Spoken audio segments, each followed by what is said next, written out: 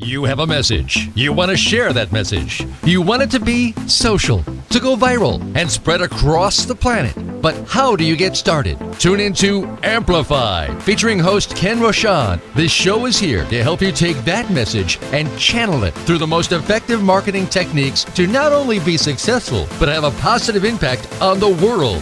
Tune in live Monday at 8 a.m. Pacific Time and 11 a.m. Eastern Time on the Voice America Influencers Channel. and get amplified.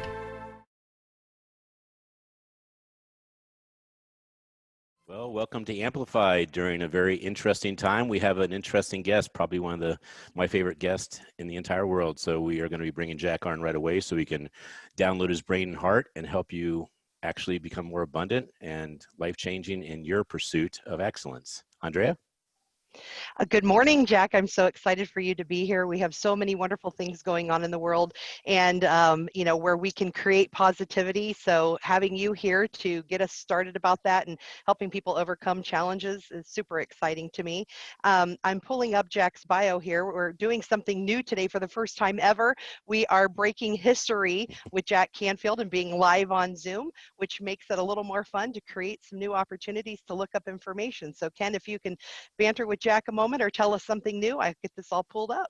All right. Well, I will at least go through our sponsors right now. So our sponsors are, of course, Voice America, and they are the Red Carpet Connection, the Umbrella Syndicate, and Keep Smiling Movement, and of course, Jack Canfield and his new book. And we're very excited to have Jack share his new workbook. I think this is actually the perfect timing for a workbook to come out when you have time at home. You can really dig into the technology and the processes he's going to share with you. I've enjoyed Jack's books on Audible, and I got to say, Jack, you lay down so many reference points to success. It's very easy to follow up on almost any nugget you give and have a shift in your life. I also want to say thank you because when I met you for the first time, it was an author event in San Diego, and I just kind of pounced on you and said, hey, Jack, you cause more smiles in the world. Would you mind holding the Keep Smiling card to honor you? I'd like to put you in a book. And without reservation, you did that. But it really goes to show you what kind of heart you have, because when a stranger comes up and asks something like that, I know you didn't know me from anybody, but we've run into each other probably 4 or 5 times. And I put you in so many books because I do believe that your heart and your mission in life is to cause smiles, to cause abundance, and to inspire hope. So thank you very much. Thank you. Well, we're going to have Andrea read your bio real quick, and we're going to get right into it. So Andrea is going to wing this here based Well, on actually, stuff that I know about you. So here we go. Read it. I got it. Ken, I've got it. Okay. Well, I had something different, but we'll go with this. So Jack Canfield, known as America's #1 success coach, is the co-author of more than 200 books, including the Success Principles, How to Get From Where You Are to Where You Want to Be, the Success Principles Workbook, and the Chicken Soup for the Soul series, which includes 40 New York Times bestsellers and has sold more than 500 million copies in 47 languages around the world.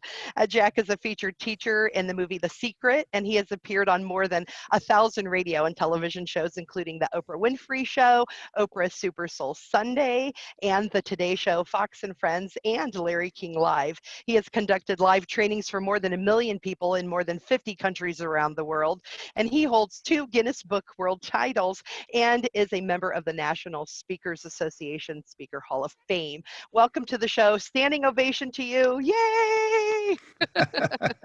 Thank you for having me. I appreciate it. Well, Jack, first of all, thank you for giving us our chance to have our inaugural video, and I get to wear my shirt and actually have it seen, so that one's pretty exciting. And I wanted to first comment, you have one of the most amazing green screens. It looks like you have lots of books behind you. So I wish it was a green screen. I've read over 3,000 books in my work to be more useful to people and to understand how to support transformation and create success no matter where you are in your life. Cool. Well, I was so happy to hear your talk. Probably, you always give a different talk, but your talk specifically at Author Millionaire with Greg Jacobson. And it was just such a pleasure to see you, have lunch with you and see all these authors inspired by your message. So thank you for that first and foremost. You're welcome. Okay. So I wanted to, I guess, ask a pressing question that will go into a little deeper with your workbook. So the first question I have is, during COVID, during these uncertain times, people are obviously in different degrees of lockdown and isolation. And what would you say would be a really good way to deal with the bad side of it, the depressing or the scarcity side of it? And then how do you actually transform that into an opportunity? Well, the first thing is to not go into fear. Fear is a result of imagining something terrible happening in the future. I'm going to run out of money. I'm going to run out of food. I'm going to run out of toilet paper, whatever it is. And so in order to be afraid, in order to feel uncomfortable and unhappy, you have to be imagining there's something bad on the other side of this that you haven't gotten to yet. So even if there was a snake in your studio and it was slithering toward you right now, you would have to go into the future, imagine it biting you before you would actually be afraid. And so a lot of people are afraid of something that's going to happen to them. So the main thing is to come back into the present moment and really know that you are okay right now. You've got the food you need, you've got water, you've got the things you need. A lot of people are sequestered alone. Fortunately, I have my wife and a house guest that lives with us, been living with us for about 1.5 years, a house guest who came and never left. But it's a wonderful woman who we really enjoy. And the three of us, I stay home. I'm 75, so I'm doing that, better stay home and be safe kind of thing. Our house guest goes out and buys food and things like that every week, once a week. And, I'm surrounded by my books. I'm surrounded by a couple TV sets. I've got all the things I'm working on.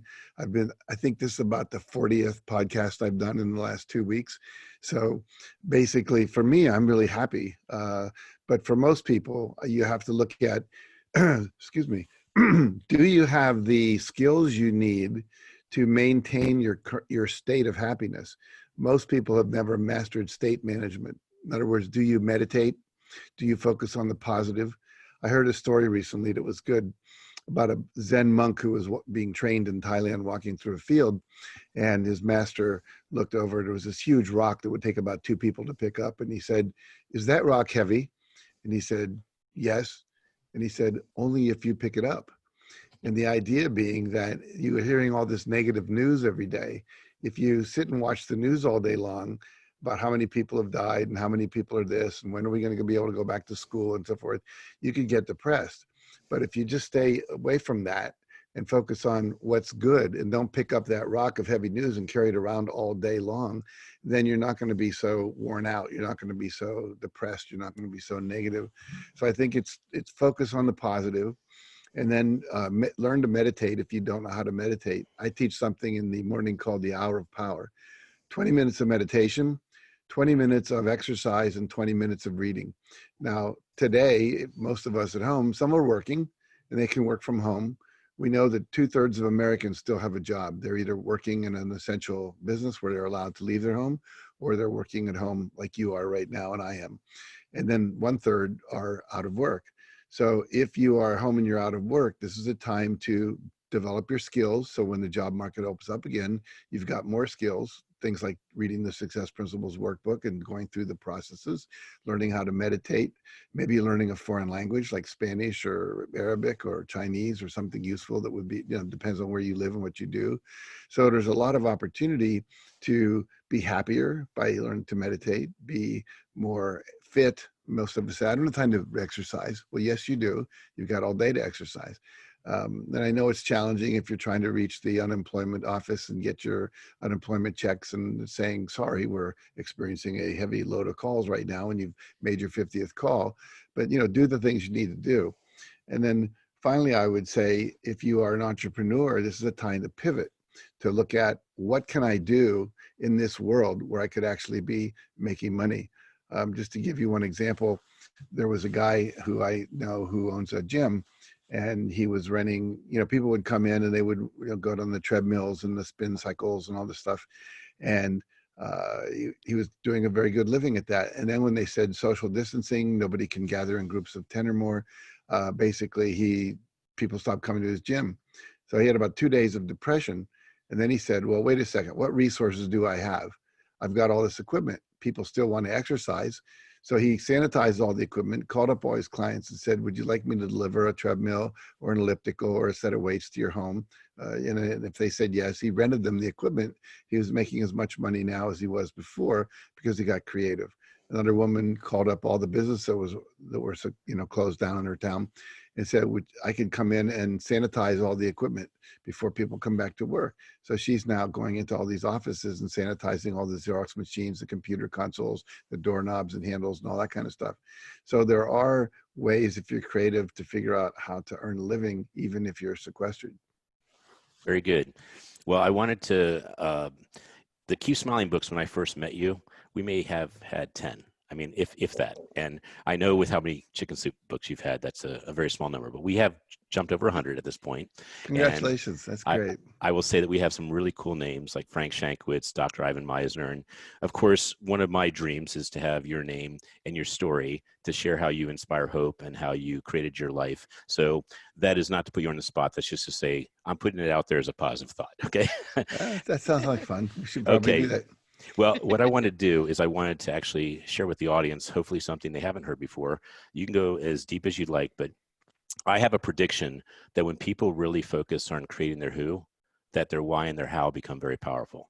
So yes, if you'd be kind enough to share in depth this particular part of the show, how you came into the world, how you coming in the world developed you into being who you are today. Well, I'm going to go way back. I was born in Texas. My dad was in the Air Force. We traveled around. By the time I was 6, we'd lived in Texas, Minnesota, Nebraska, and Florida, and settled in Wheeling, West Virginia. He was in the Air Force, so that's why we moved. When he got out, when I was 6, I was just a normal kid. You know, I played marbles and flipped baseball cards and did all the stuff that you do growing up in Wheeling, West Virginia. And then when I was in the 5th grade, I had a rich aunt who basically had a son named Jack who was killed. And she kind of adopted me. I didn't live with her, but she sent me to this private school in town, which my family never could have afforded. So I did get a better education than my 2 brothers and my sister got. And as a result of that, I got a scholarship to go to Harvard and majored in Chinese history, which I thought I was going to be a diplomat.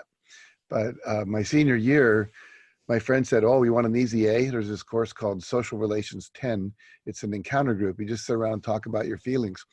So I took that course for the easy A, quote unquote, and fell in love with human psychology, and got into graduate school at the University of Chicago, where we were asked to, I was going to go and become a teacher in education and learn about psychology and teach kids and all that. And we had to go to 2 schools as part of our orientation week, and one of them was called DeSable High School. It was considered one of the worst high schools in America at the time, and it was. It was an all-black inner-city school. And then we went to another school called Rich Township, which was aptly named because all the kids were very rich suburb. And I said, gee, I could make a real difference in that black school, so I'm going to go back and teach there. And that really changed my life because I became more interested in why the kids weren't motivated than I was in why they weren't learning, why they weren't, interested in American history and all that kind of stuff. So I literally started taking seminars with a man named W. Clement Stone, who was a friend of Napoleon Hill. Together they wrote a book called Success Through a Positive Mental Attitude. And I thought, wow, this is great stuff. I want to teach kids self-esteem. So I started doing that. And then it was so successful that the school system asked me to start teaching other teachers how to teach self-esteem rather than teaching, history. And that's how I got into things like goal setting and values and affirmations, visualization, all that kind of stuff. And then what really happened one day, someone said, my husband's company needs what you just taught all our teachers. And I said, I never worked in a company. She said, well, they're just big kids in suits. Now go over and talk to them. So I went over and I talked to them, and it was really amazing. They loved it. And right about that time, I was starting to meditate, which was very, very powerful for me. And I was starting to do a lot of therapy and take a lot of groups. I think one year I took 17 weekend workshops and just, studied everything I could get my hands on, from Gestalt therapy to Tai Chi to yoga to meditation to transactional analysis, NLP, you name it. I was a student of it. And then I started my own company called Self-Esteem Seminars. And that developed into the Canfield Training Group. And just, for me, I came up with a life purpose about 20 years ago, which was to inspire and empower people to live their highest vision in the context of love and joy. And that's really what my life's been about. The Chicken Soup or the Soul books were all about inspiration, and the Success Principles books have all been about empowering people. And along the way, somebody said, that story you told about a puppy, is that in the book anywhere? I said, no. A story about the Girl Scout who sold the 3,000 boxes of Girl Scout cookies. I need that so I could read it to my Girl Scout troop. No, it's not a book. I was coming home on a plane one day about 25 years ago, and I thought, I should put all these stories in a book. And that became the first Chicken Soup for the Soul book. And blessings to me is at the end of the book, there were a few blank pages. The way they publish books, they fold a lot of pages and cut them. And publisher said, you got a few blank pages. Would you like to put anything on the last couple of pages? And I said, yeah, let's write. If you have a story, send it in. Maybe we'll do we'll do a sequel. And here we are, 250 books later. We started getting bankers boxes full of stories every day. The mail would come in boxes, instead of just like, 20 letters or something like that. So that's kind of a long answer, but I hope that was helpful. It is, and I want to bridge that because you're talking about inspiration, and we've heard a lot of speakers talk about you buy from people you know, like, and trust. Mm-hmm. And I've really studied that a lot. And I think in this day and age, know, like, and trust is kind of a given because there's so many people that you do know through social media. You do like them because of social media, and at some level you do trust them. But I think what you did with Chicken Soup for the Soul added an element of inspiration, obviously, which I think is a very big caveat to why someone would want to work with you. They're inspired to work with you. And I think that if they can Google you and see that you have a value proposition, that you really bring value to people, and that your social proof is solid, all it comes down to is timing.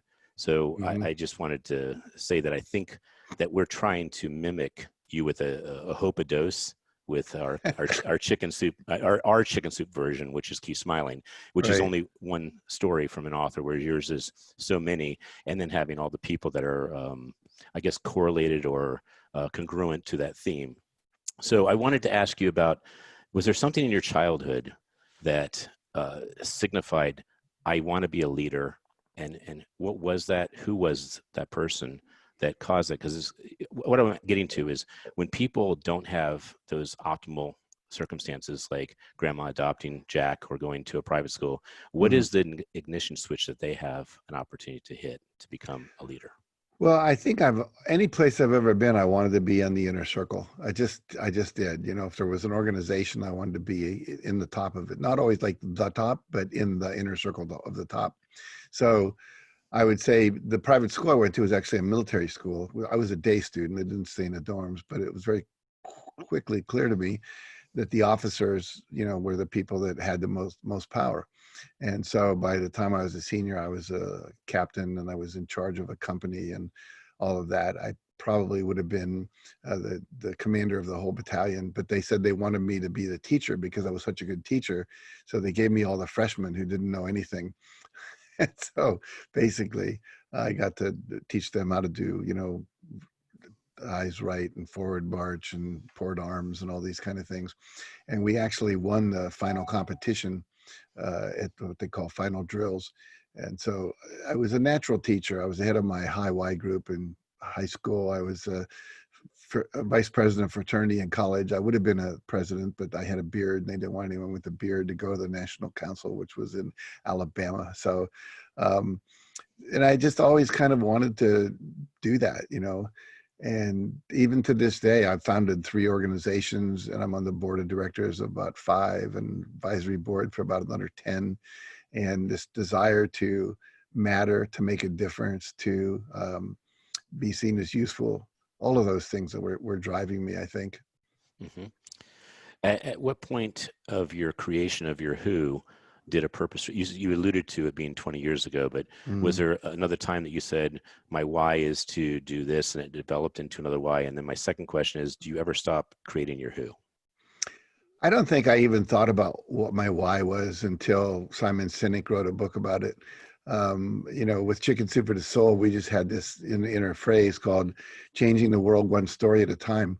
And we did want to change the world. The world needs a lot more love, compassion, empowerment, social justice, ecological sustainability, all that kind of thing. So anything that I could do and that Mark Victor Hansen, my co-author, could do with that book series, we wanted to do.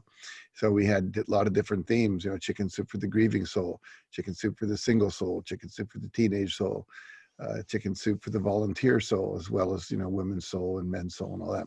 So I think that for me, I always had a desire to contribute. Even when I was a kid, you know, I'd be part of the food drive, or, you know, I'd belong to the church group that would go out and feed the homeless or whatever. And it made me feel good.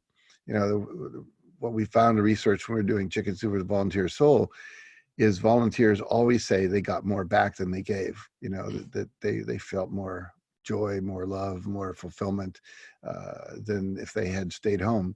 So for me, I think that was there. And I was a Boy Scout. You know, Boy Scouts are always committed to service and always leave a place better than you found it, and things like that. And then there's a Boy Scout code of honor and the values of, you know, bravery and thrifty and kindness and courage and all those kind of things. So I think that I was instilled with that from an early age. My parents, I don't know, were that involved in that really. I don't remember them doing philanthropy, but it was around me as a kid in school. And then in college, I got involved in the civil rights movement and the anti-war movement and things like that. And so, and I've been that way. I give away, I still to this day tithe 10% of my income to charities. I love what Bob Proctor said. He said, there's the reason you should be rich is that if you only have a little bit of money, the good you can do is limited to where you are. If you have a lot of money, you can do good all around the world. So I've helped build schools in Africa and create eye operations in India for cataract surgery, where someone learns to see again, they can make a living, as opposed to just sitting there, you know, not being useful. So to me, I always look, what are the greatest leverage points? Like if you give money to an organization that gives microloans, you know, $25 can start a business for a woman in Africa, and then she becomes independent. And so that to me is, I think, the greatest level of impact you can make is to keep asking, where do I have the greatest opportunity to make a difference? And also, you know, what attracts me? I remember a man named Ram Dass who said, when someone said, I went to India and there were just too many kids, how can I pick which one to save? And he said, one of them will tug at your heart. The one that does, that's the one you should save. And I think the same with charities. If you're into music, and maybe you support things that teach kids music. If you're into something else, you know, medicine, maybe you do Doctors Without Borders, or, you know, with you, it's the Smile campaign. There are people that do operations for cleft lips all around the world called Operation Smile. So I think it's just a matter of like, what opens your heart, and follow your heart. If you do that, then I think you become successful and fulfilled. Because it's one thing to get to the top of the ladder and have a lot of money, have a lot of influence, have a lot of people think you're great. But if you're not fulfilled, if you're not getting a sense of like, this fulfills me and gives me a sense of contentment and inner peace and joy, then you've, as Stephen Covey says, you got into the top of the ladder, but the ladder was leaning against the wrong wall. Well, during COVID, two parts. One is you have all these titles, they're downloadable by ebook on Amazon. They're also at your website as well? Yes. So, well, the Chicken Soup books are not. We basically sold that company about 10 years ago. And I still co-authored a number of books for a while with them. And then I gave that up and put all my energy on the Success Principles and the Success Principles for Teens. And we're working on a Success Principles for Women book right now. And then we have the workbook, the Success Principles Workbook. And then training trainers to teach this. So we've now trained about 3,500 people in 117 countries to teach the Success Principles. And so that's really my legacy now is, and while I have all these books out there, sold over 500 million books, what's more interesting to me now is to leave a legacy of literally 1 million trainers by 2030, teaching this work in every area, whether it's schools, prisons, corporations, general public, that kind of thing. So your advice on tithing, when people may be experiencing loss of income, they might have an abundance of time, you can tithe time as well. You can tithe time, you can tithe information, you can tithe, you know, consulting with your expertise. Money is just one thing. It's not the only thing you should or could do. And, you know, one time, a lot of times people say, well, when I'm rich, I'll tithe. You know, the truth is you actually get rich by tithing. Right. It's a law of the universe that what you give out comes back multiplied. And so if you put out anger, you're going to get anger back multiplied. If you put out money, you're going to get money back multiplied. We had a chicken soup story about this family that went to church, and they said there's a family in this church that's really, really, really hurting financially, and would like everyone to just reach into your pockets and share whatever you can. And this family only had about $3, and they put one of the dollars in the basket for whoever that family was. And then they had $2 to go buy food that day. And later that afternoon, the church came over and gave them about $400. And they didn't realize they were the family they were talking about. And it's that level of, you know, we have enough and we can share. A lot of people are also afraid now they're not going to have enough toilet paper, they're not going to have enough this. And, but we actually do. There's probably things you have that you can share. I live in Santa Barbara, where a group of high school kids started a group about mid-March, where they created a group called Zoomers to Boomers. And this is the age of kids who use Zoom calls for everything. And they wanted to get food for the aging boomers who are home, who are in their 70s and 80s, who can't get out. And so they basically said, if you call up any grocery store in town, give them your credit card, tell them what you want, we'll go pick up the food and deliver it. So they don't have a lot of money, but they have access to a car and they have access to time. So they're doing that. And it started out, they now have about 450 people that are taking advantage of that. And they've started now in 5 other cities, Denver and Los Angeles and San Francisco. So just a bunch of high school kids making a huge difference. I will bet you $100 that by the time this COVID pandemic is over, this will have turned into a business, and they will be very, very wealthy as a result of just wanting to reach out and help. That's how it comes back to you multiplied. Well, I'll bet that $100 just so I can fund them too. Okay, how about that? There you go. Andrea? Well, speaking about people who reach out in the world to create opportunities, we're going to go to a short break. And first, we want to thank our sponsors. And we want to thank you, Jack, and your company for the Success Principles Workbook for being a part of that. And Voice America Influencer Channel, the Umbrella Syndicate, the Red Carpet Connection, and the Keep Smiling Movement, as well as Big Events USA. And we'll be back after these messages. All clear. All right, so Jack, can you hear me okay, Jack? I hear you.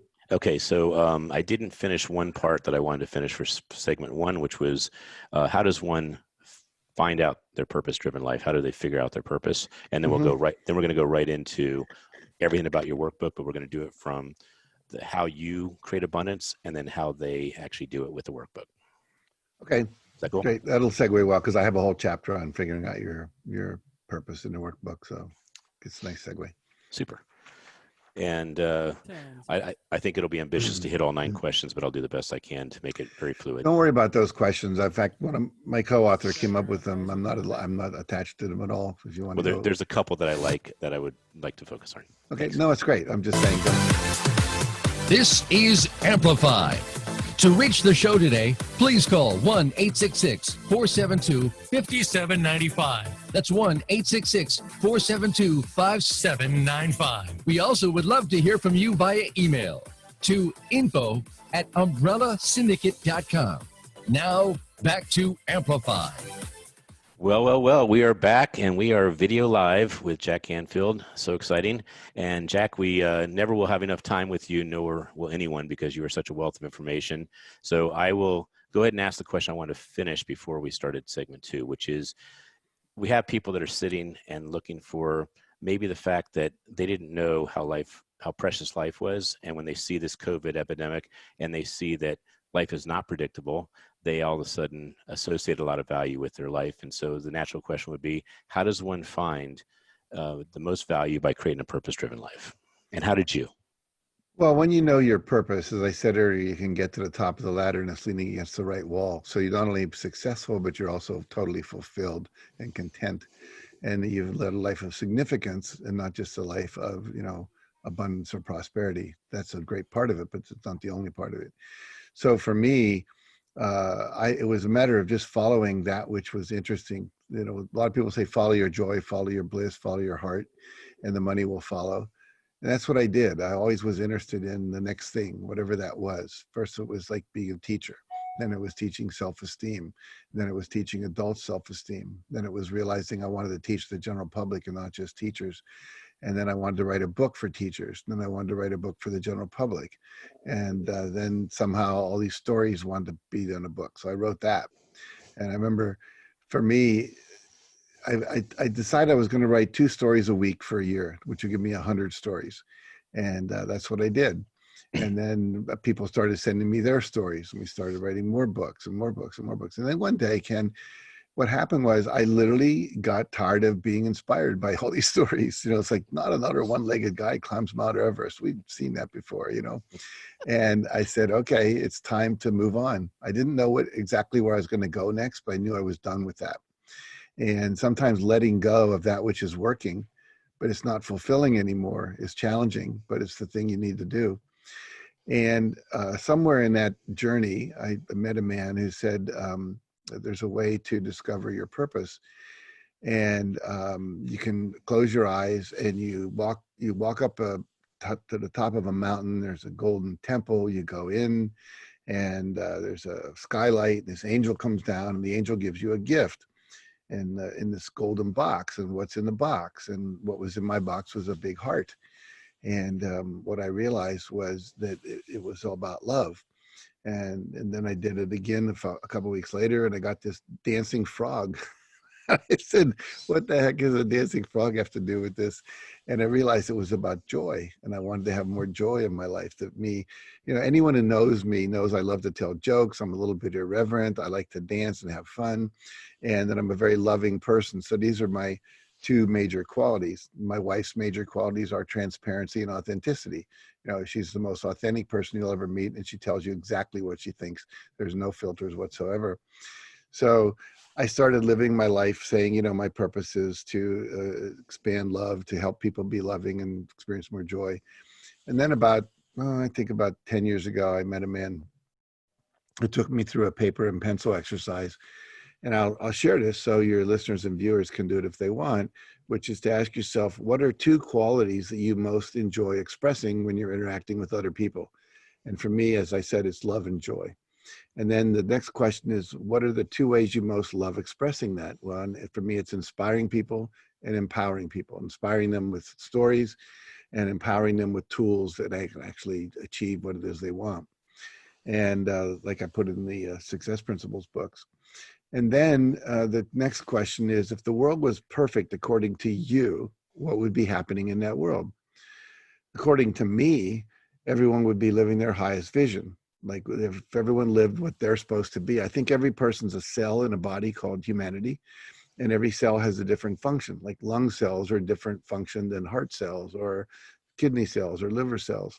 So for me, my function is to inspire and empower people, and to live their highest vision in a context of love and joy. So how do I take my qualities, the way I love to express them, to bring about the world that I think would be a perfect world? Now, my wife's perfect world is everyone's telling the truth. Everyone's being real. And so for her, it's like giving people permission to be real by being real herself. That's her mission. So it doesn't lead to, like, you know, building homeless shelters or anything like that. But everyone who knows my wife ends up liking her more than me. You know, I'm the one that draws them in with my celebrity, and she's the one that makes lifelong friends out of them because she's so real with everybody. And there are people, they'll just call her up to spend 1 minute on the phone with her just to kind of get an uplift for the day. Most of her friends call her the day maker. She makes people's days by just being so alive, so funny, so spontaneous and joyful. So do we need to do a book with her? Probably. What she's been writing a book for like 3.5 years. It's kind of like the Sistine Chapel and Michelangelo, and the Pope comes in and says, "When will you make an end of it?" You know, because he never would finish painting the Sistine Chapel.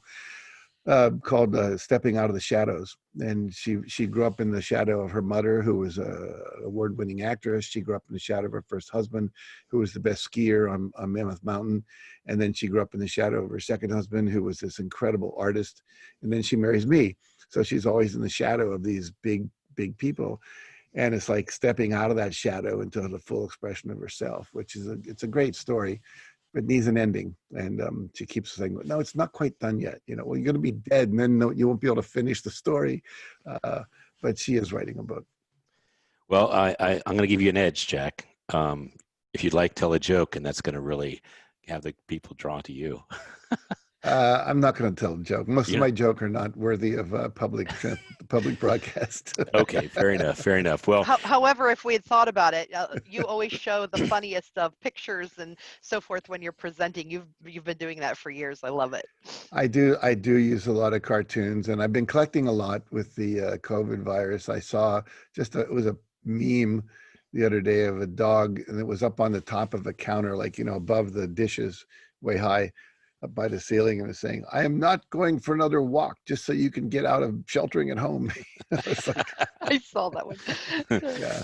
Well, what is the website people can see and experience who you are? Well, you can go to jackcanfield.com. Very simple. And it's where all of the books, the online programs, the trainings, the free resources we have, which are quite a few right now during this pandemic. And how'd you come up with that name? That's a really interesting name for a website. JackCanfield.com. We had to brainstorm for hours to come up with that. So one of the things I loved when you were at one of the masterminds, Book Free Mind, you shared about the 5 things and how you were accountable to yourself, but you also had the people that work with you be accountable for the 5 things they had to do in a day. Would you mind talking about that for a second? Well, we teach something called the rule of 5, which is that once you have what we call a breakthrough goal, you want to have a goal that is something that would take you through the next level, that would quantum leap your success within any field that you want. It could be your relationships, it could be your health and fitness, it could be financial, it could be your company and your professional life. But once you've committed to whatever that number 1 goal is for you for the year, then every day you want to do 5 things a day, 5 action steps. And we actually have these Post-its, don't have one right next to me, but we have these Post-its that are 3 inches by 3 inches that say my top 5 priority action steps. And then you put them down and you don't go to bed until you complete those. And sometimes it keeps you up till midnight, you know, but the point is, if you do 5 things a day, every day, by the time you finish the year, you've done over almost, 19,000 activities to achieve your goal. And if you were to go to the biggest tree, like take the biggest oak tree you can find, or even a redwood, and go there with an axe and take 5 whacks a day with a sharp axe, eventually the largest tree in the world would have to eventually come down. So, I tell the story about a basketball player who literally every day would go to 5 different spots on the floor and shoot until he got 15 shots in a row. And sometimes he'd be there for 3 hours. But eventually he got to the point where he could shoot them from anywhere, went on to become a high school All-American, a college All-American, and then an NBA All-American, and later became a U.S. Senator from the state of New Jersey, Bill Bradley. And so the idea is that if you do 5 actions a day, let's say I wanted to lose 25 pounds, then I would drink a lot of water because that helps flush the toxins out of your body. I would take a walk for 20 minutes in the morning and 20 minutes at night. I would read something motivational about weight loss. I would cut out carbohydrates and sugar and, exercise for 30 minutes aerobically. So there's 5 specific things I can do every day. Or if I was in sales, I could make 5 phone calls to set up appointments. I was a consultant to Keller Williams Real Estate Company, and they have what they call the 5-10-15-5 rule. You make 5 phone calls to set up appointments to either see a property or sell a property. They make 10 phone calls. You have 5 actual meetings with people. You send out 15 thank you cards for the 5 meetings and the 10 phone calls. And then you go view 5 properties that are in your area. So you are familiar with the inventory. You can talk consciously about it. Anyone who does that makes a high 6-figure income or a 7-figure income every year. So it's a matter of having a system that's consistent. If you have a clear goal, and you have consistency and persistency, then what happens is you're going to get to where you want to go. Well, I liked when you shared the applicable ways that you used it for Chicken Soup for the Soul, that you would actually have on your list of 5 contacting real people at real stations and media. And Yeah, we would call up 5 producers of radio shows or television shows, or we'd talk to 5 editors of newspapers. Will you do a review of our book? Can we get on your show? And you know, sometimes we got a lot of hangups. People weren't interested, and so forth. Well, But eventually, you know, I've been on 1,000 radio and TV shows, and that's only because we kept reaching out day after day after day after day. well, this is living proof. I mean, 20 years you've been trying to get on my show, and I'm so thankful that I finally said yes. So I want to go to your principles. I know that we're getting to the winding part of the hour, and we have to do rapid fire with some kind of fun questions, trivia-wise. But your Success Principles, I've enjoyed it, and it's the kind of book you can re-listen to or reread many times, because the more you read it, you hear new things, you see new things. Sure. So I like the fact that you put it in a nice, even, digestible number of languages, 41. I mean, what was the lucky 41st language? I think it was one of the Indian languages, Tamil, Tamil. Okay. So I don't have that one. Like I said, I would love to talk about your workbook forever.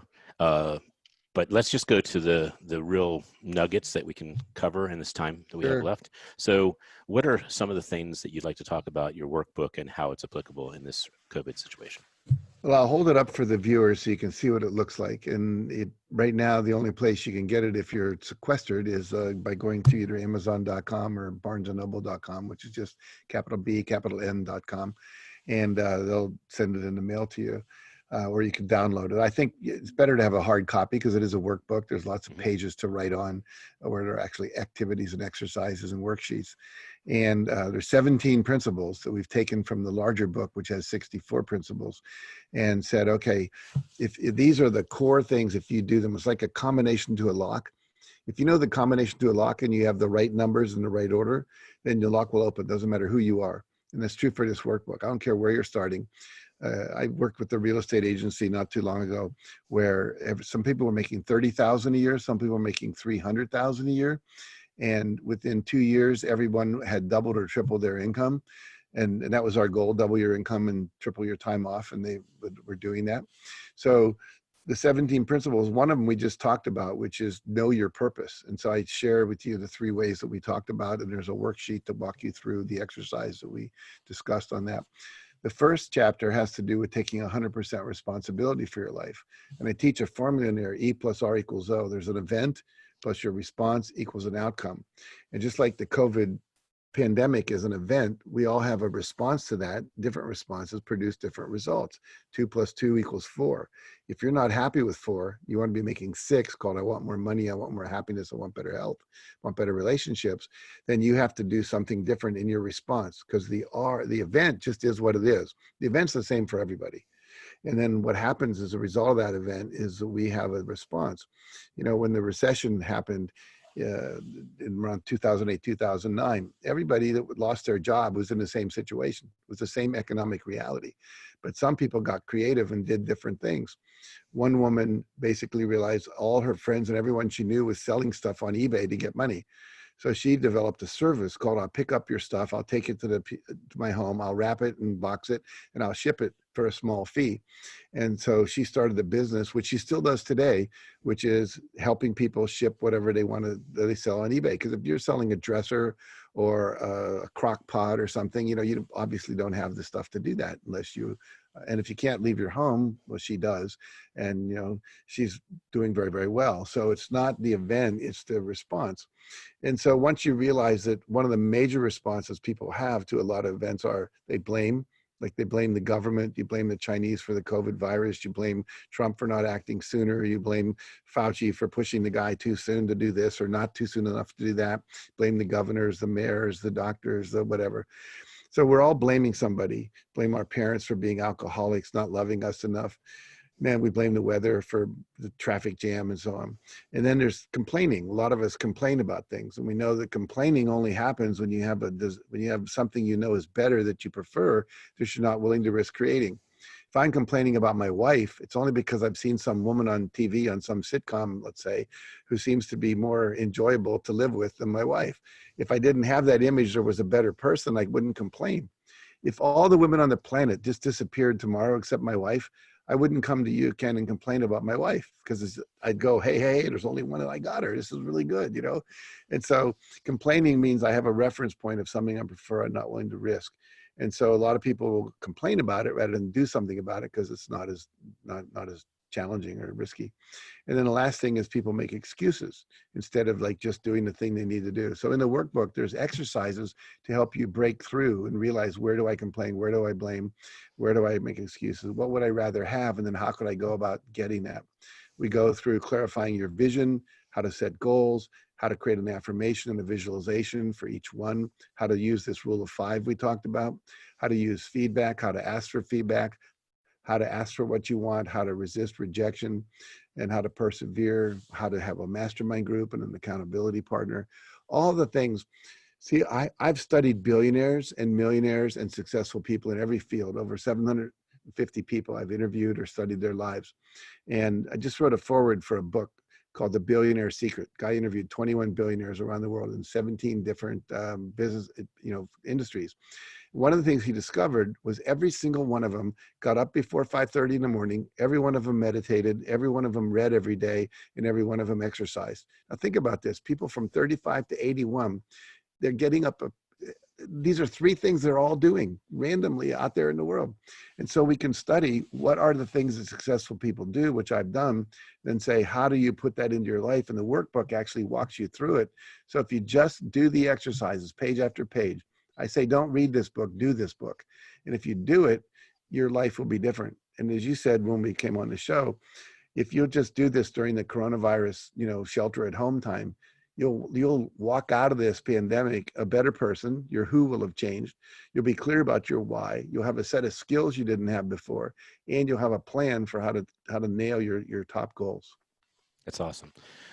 Well, that was certainly a great synopsis of the workbook. And again, since we're running low on time, I do want to cut to some trivia questions that help us get to know you a little better for the audience. So if you could just be concise. So what is a book that changed your life? And you can give 1 or 2. I would say early on the book, Think and Grow Rich by Napoleon Hill. And recently a book called Miracle Morning by Hal Elrod, where he talks about how you can do all this stuff early in the morning, like I talked about. Andrea? Yes, I would like to know what superhero power you would love to have if you could have one. I would love to be able to read people's minds. That is quite the superpower. Okay, COVID time or not, name a movie or 2 that inspires you to be better. I love the movie Braveheart because I like standing up to authority. And God, that's a really good one. And I think Rocky, all these overcoming obstacles, from nobody to somebody stories. I love those stories. I thought for sure you're going to say Frozen 2. I saw Frozen 1. I liked it, but I haven't seen Frozen 2. I enjoyed it. Okay. Jack, what is a bucket item on your bucket list that you haven't fulfilled yet? The Great Wall of China and the terracotta soldiers in Xi'an in China. Haven't been to mainland China. I wanted to hold this for yet. you. Here's our keep smiling in Chinese. Oh, there you go. There you go. Yeah, we're up to something like 26 languages, Jack. So 27 and Braille. Oh my All goodness. right. Yes. Okay. Well, let's go to another media source. Music. What's a favorite artist you like to listen to that gets you going? I love anything country. Garth Brooks, I'd say, is right up there. The Dixie Chicks, those kind of groups. Well, I will send you the Keep Smiling CMA version. We just went to Country Music Awards last year and got a lot of, I wasn't even really a huge fan of country, but I got to say, they put their heart in the music. And so I left there a fan, that's for sure. I love storytelling. Toby Keith. Yeah, I love Toby Keith. Yeah, I just love storytelling in a song. Okay, Andrea? So going with that, what's a song that gets you motivated and jazzed up, your favorite? I'm so excited by the Pointer Sisters. I'm so excited. They are, not a country song. That is one of my favorite country songs. That's for sure. Okay, what's a quote you live by, Jack? Or 2? There's a quote from Mother Teresa, which is, "I'm just a pencil in the hand of God." And I feel like as a writer, that's really what I do. I'm just doing work of a higher power to bring about love and joy in the world. When you were a child, what did you want to grow up to be? I thought I wanted to be a lawyer and then a diplomat that would bring peace between countries. And given the COVID, what is your favorite thing to do while you're isolated? I'm reading novels for the first time in a long time. That's pretty cool. Andrea? What is your favorite snack? My favorite snack is to take yogurt and granola and frozen blueberries and a little bit of maple syrup. Oh, and that then sounds put all good. that together and eat. Sounds very tasty. Yeah, but that's not even fair, Jack.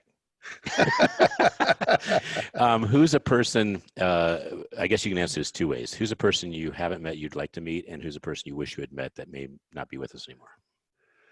I would have loved to met Jesus and Buddha and just found out were they as amazingly cool as everyone says they were.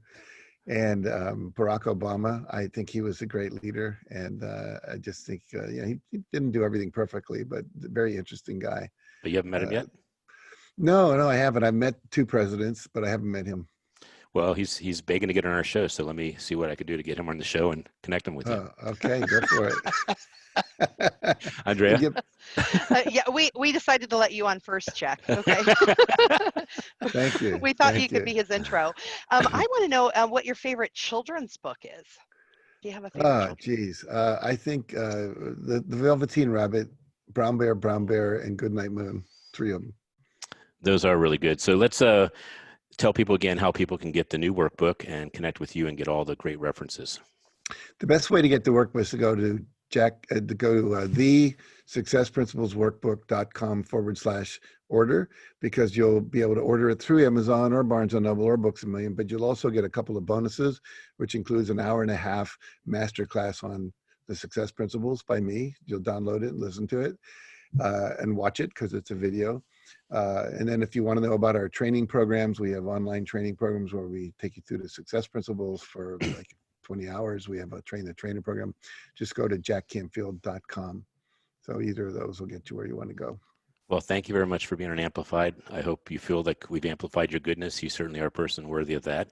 And with all the COVID Zoom calls, I have to say, I got so comfortable, it felt like it would be actually cheating myself and the world of seeing your beautiful smile and how you resonate with people live. So thank you very much, Jack. Well, thank you. I'm going to have a great day. I've seen Keep Smiling behind you so often that it's going to be totally ingrained in my subconscious. Well, we've been doing studies and meta-analysis on the studies that we received and presenting them all over the world, that the people who smile, both the giver and the receiver, it's the best contagion in the world, and it gives you a dose: dopamine, oxytocin, serotonin, and endorphin. So you're on a high all day now, Jack. And Ken, you usually ask Jack or our guests their favorite quote, and we didn't get that. So Jack, I'd love to have that before we leave. He did ask me that, which is, yeah. How did I miss it? I guess I was so enthralled with what you said, I wanted to hear it again. Just a pencil in the hand of God. Mother That's Teresa. right. You did share that, because I love Mother Teresa. And then I wanted to remind people that Keep Smiling Week is May 25th through May 31st, ending on National Smile Day, May 31st. So make sure to hashtag Keep Smiling and send your happy pictures, posts, and smiles to us at Keep Smiling Movement and all the social media pages. And Jack, just as an aside, I just want to say, when you interviewed Barry Shore, that was a hoot of an interview, and I just want to say that was that was something that made my day. So thank you very much. Have a great week, and thank you again for being on our show. You're very welcome, both of you. Thanks to our sponsors, Jack Canfield's training company and Voice America, the Red Carpet Connection, the Umbrella Syndicate, and the Keep Smiling Movement, and Big Events USA. Thank you so much. Thank you very much, Jack. Take care. Bye-bye.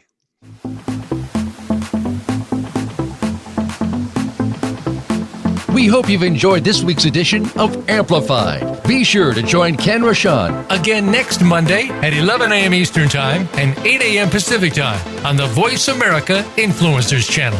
Now, go get your message heard.